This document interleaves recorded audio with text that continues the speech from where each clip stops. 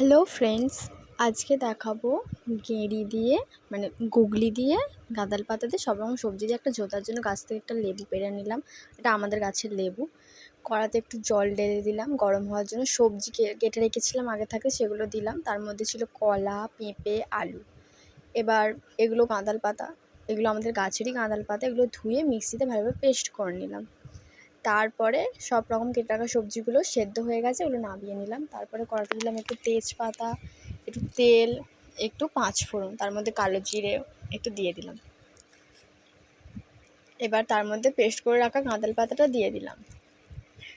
তার মধ্যে দিলাম একটু হলুদ, দিয়ে সেগুলোকে নাড়লাম।